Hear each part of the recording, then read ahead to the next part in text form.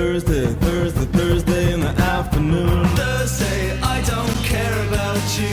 Well, come again next Thursday afternoon. Thursday doesn't even start.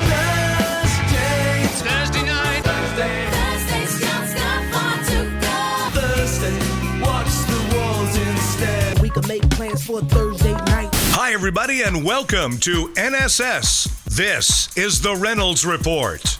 Brian Williams is now headed to MSNBC, but a few years ago, he did a critical report on the cable news networks, including MSNBC, on that rock center show he was doing back in the day. A source tells the New York Post, quote, "The rank and file at MSNBC were furious at Brian. They hated it so much, they were still mad about it months later at the office Christmas party. They were so upset, they started to boo when Brian entered the room."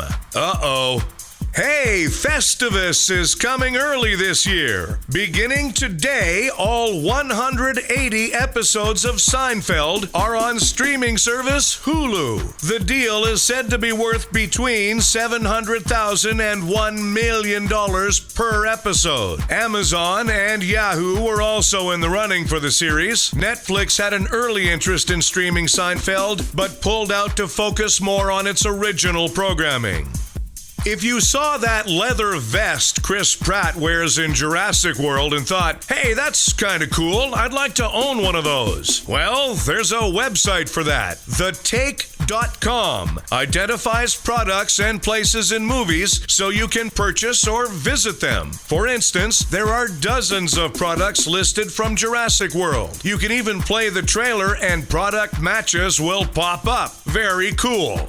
The choice to play the U.S. Open last weekend at the highly questionable Chambers Bay Golf Course is being wildly and widely criticized. In fact, the choice of that course was so bad, people suspect FIFA had to be involved. Actor Dick Van Patten has passed away at the age of 86. Van Patten played the dad in 8 is Enough. That was an 80s TV show, not a documentary about Mama June's chin.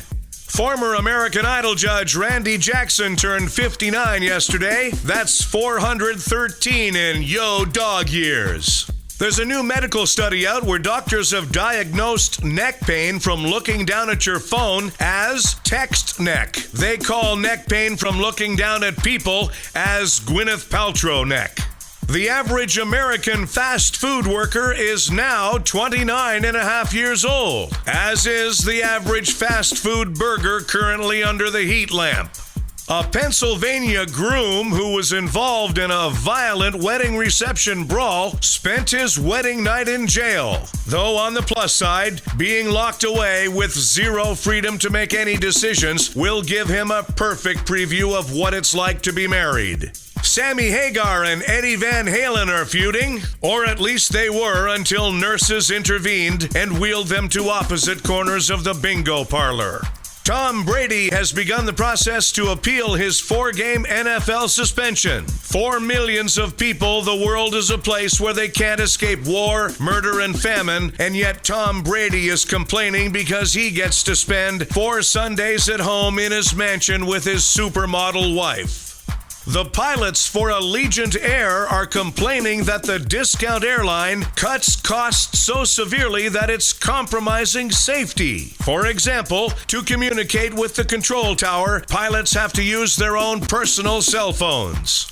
General Mills announced that by the end of the year, most of its cereal will no longer contain artificial ingredients or Confederate flags. And breaking news, they found the prisoner underwear of the 2 escaped murderers in upstate New York.